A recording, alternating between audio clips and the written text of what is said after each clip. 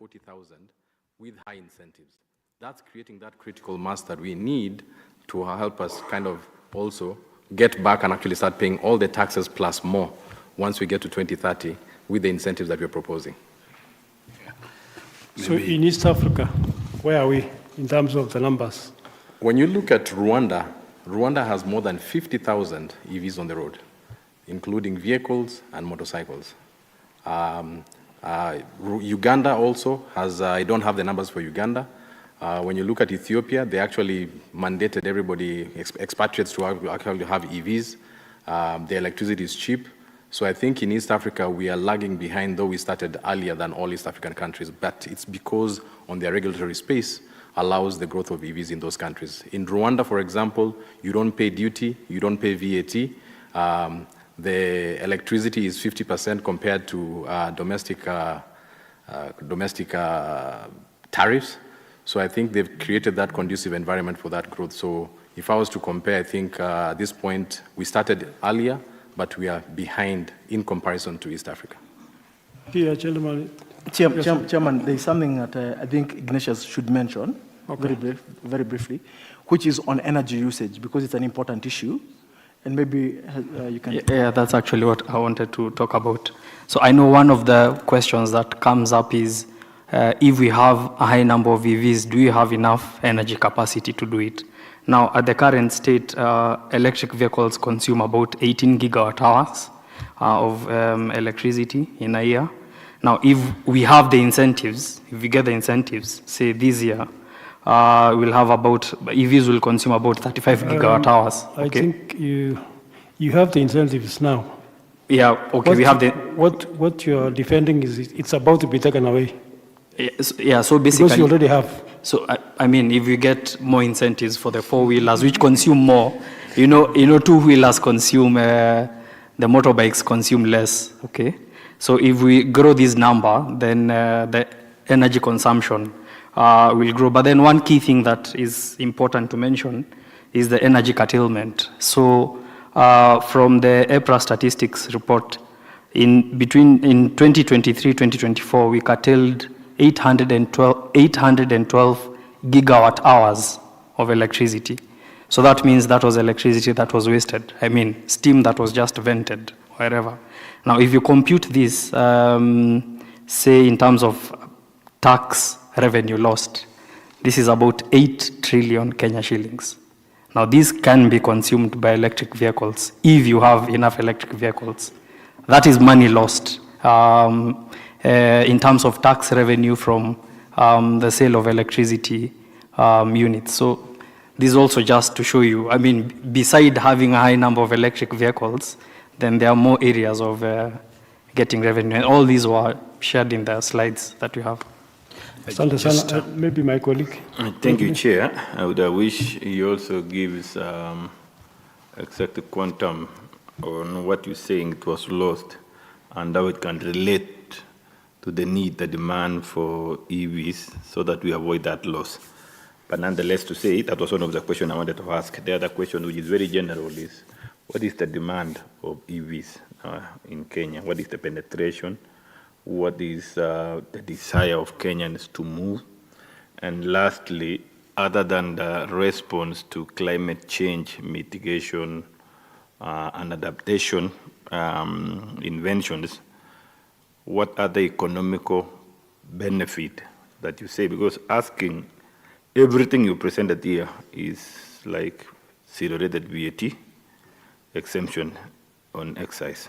So actually, the incentive is this particular sector should be tax-free completely. So what is the give back? What is the compensation? Thank you. So thank you for the question. I think my presentation was going to highlight those areas. However, I can just quickly give an overview of that. So EVs, when you look at the statistics I earlier said in terms of two-wheelers specifically, we started with about 144 in 2021. 2022, it was 366.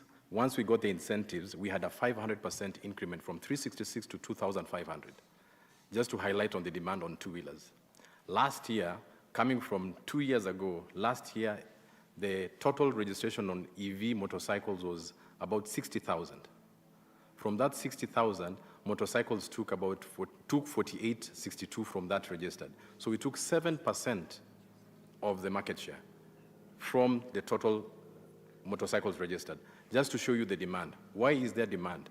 The value proposition for EVs versus fuel is 30 to 40% on every single vehicle, from buses, passenger vehicles, and motorcycles. Just to show you, capital is usually a struggle, but the reason why we're asking for these incentives is actually to reduce the cost to be more That competitive. scale of economy would have given you advantage than taxes alone. Yes. So to us to get to scale, good point. If we get to scale, we will get cheaper, and actually we won't be coming back again after a few years. We'll just be paying all the taxes in a few years. To answer the question in terms of benefits, I'll start with fuel. Looking at the fuel. So, Chair, I think they now have the PowerPoint. So if they're able to put the PowerPoint on, this is, I think, the slide number 11.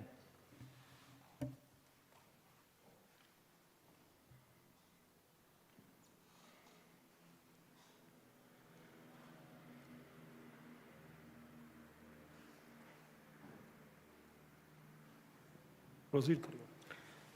When you look at the projected growth is based on history, and what we are looking at this year, we are looking at 12,000 to 20,000 in terms of demand, based on also research from the industry. Subsequently, with that growth, we will basically be saving importation of fuel of more than 12 million USD, because instead of actually importing ICE vehicles, we are basically bringing in EVs. So it basically increases, the trajectory is from 12 million USD this year to about 80 million to 200 million, depending on which incentives, in 2030. That is on fuel importation only. The next one is basically revenue on taxes only for EV charging. This is from the electricity.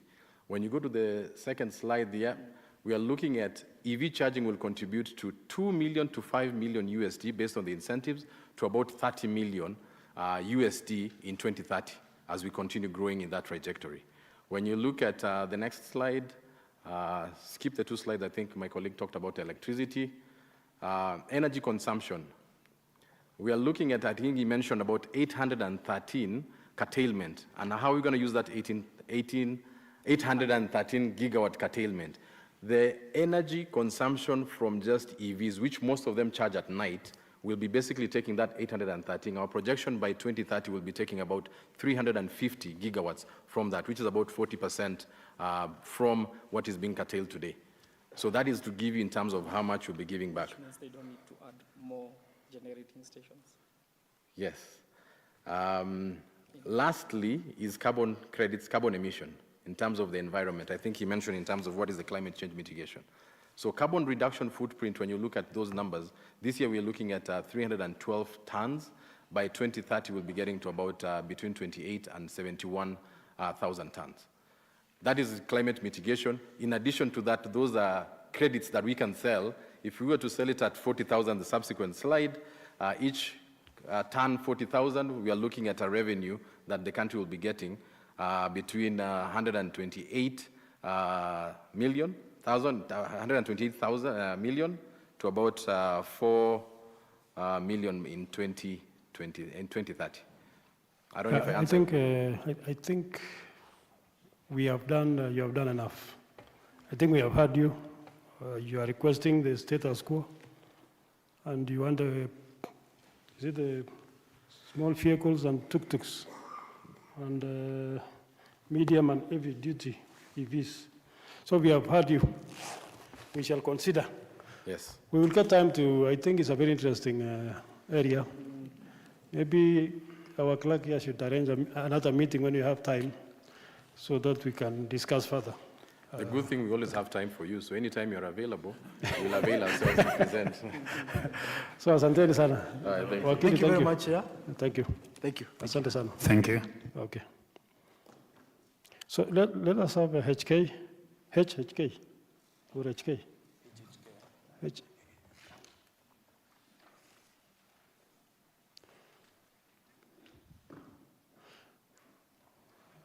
Mr. Bharat, we are coming to you shortly.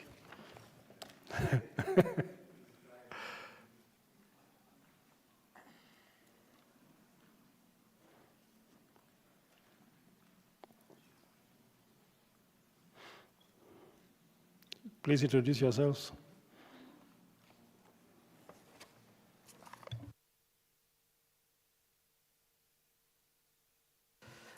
Thank you very much, Chair and honorable members. My name is Abdurrahman Yassin. I'm from the firm of HHK Consultancy. I will let my colleague introduce herself. Hello, good afternoon, Chair and members, esteemed members. My name is Wairimu Kenya from HHK Consultancy. How many issues do you want to prosecute? Sorry, around 12, Chair. Huh? 12. Huh? 12, 12. 1, 2, yeah. But noting the time constraints, we shall skim through some of them and just focus on what is truly important. Please do it in 20 minutes. Thank you. So I'll proceed directly. Sorry.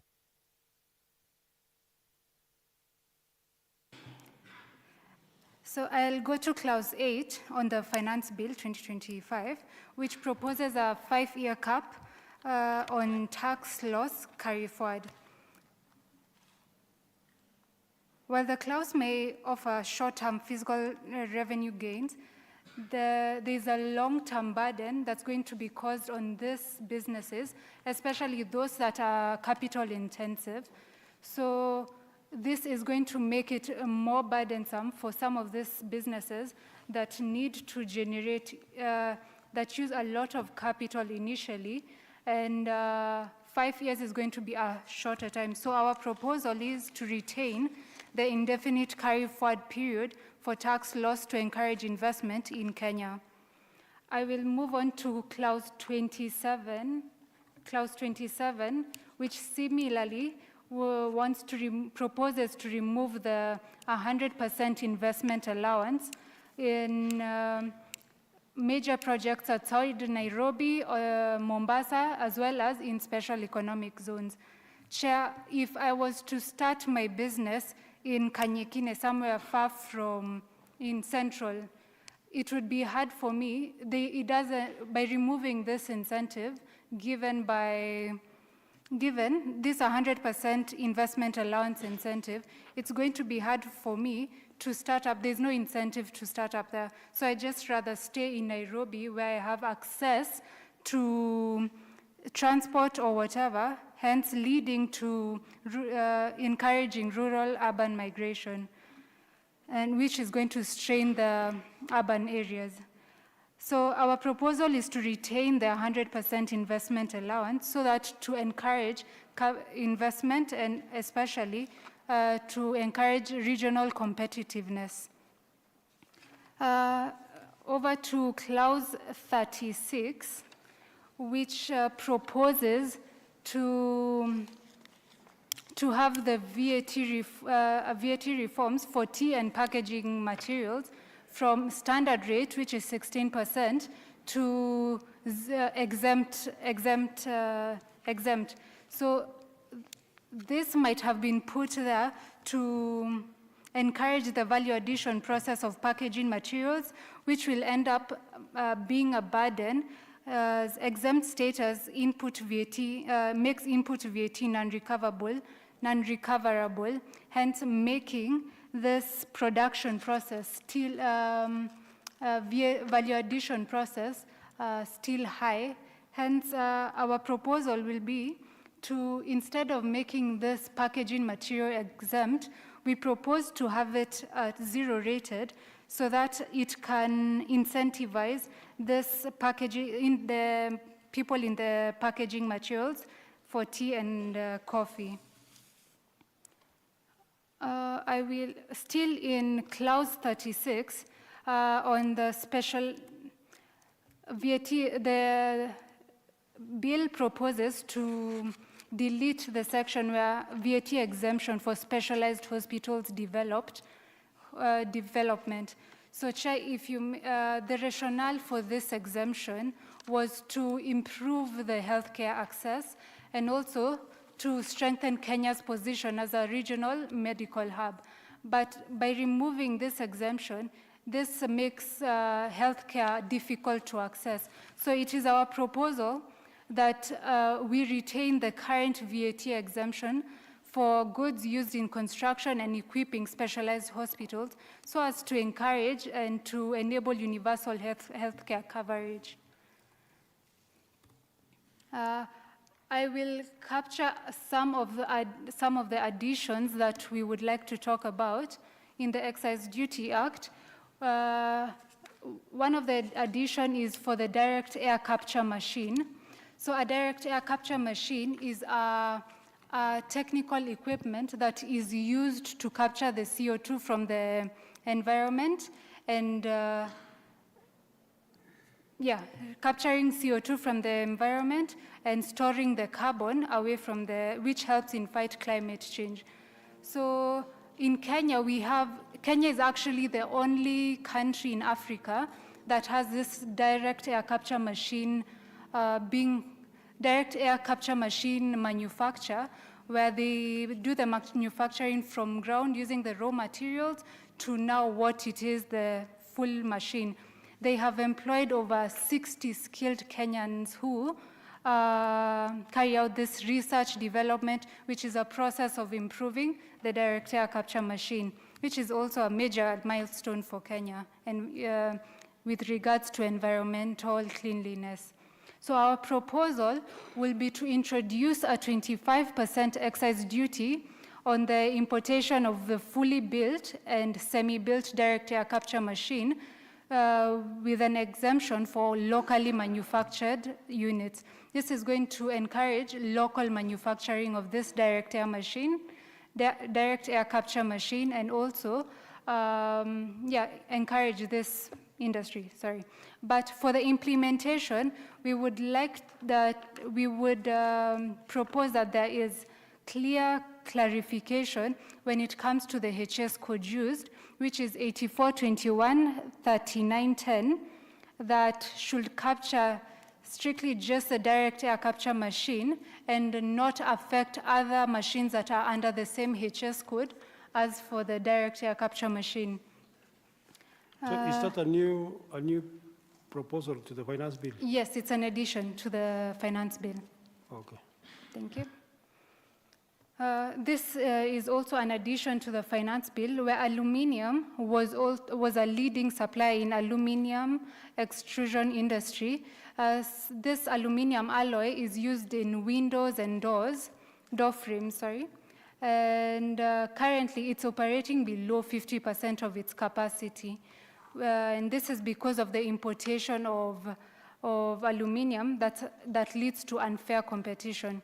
So our proposal would be to have an excise duty on certain HS codes, which have been stated in the document shared, of USD 3,500 per ton, or 25%, whichever is higher, excluding goods manufactured in partner states, which is EAC, if they're in conformity with the rules of origin.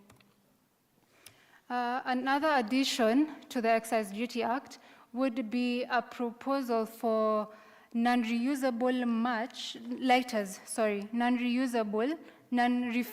lighters, which most of the time when you walk around, you'll just see match thrown around on the ground, because these lighters are imported in large quantities, and they cause pollution due to the plastic containers used. So our proposal, and they're also not as safe as the refillable lighters, as they can cause fire hazards. For the plastic, they cause pollution. So our proposal would be to include an excise duty act, a specific rate of 1,000 Kenya shillings per kg, or 35%, whichever is higher, on non-refillable lighters.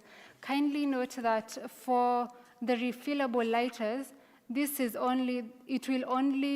should only capture the non-refillable lighters and not affect the other pocket lighters and the like, the goods in the same HS code.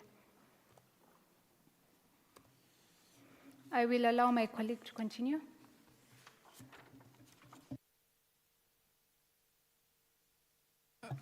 Thank you very much. I'll pick up from there. Like you've rightfully noted, Chair, our submission, or rather our presentation, is on two fronts. One, we are giving our views on the finance bill as a whole, and then we are also giving proposals on what should be implemented in the Finance Bill 2025. So continuing with the theme of proposals, we would propose a specific excise duty on imported glass bottles. And why is that so?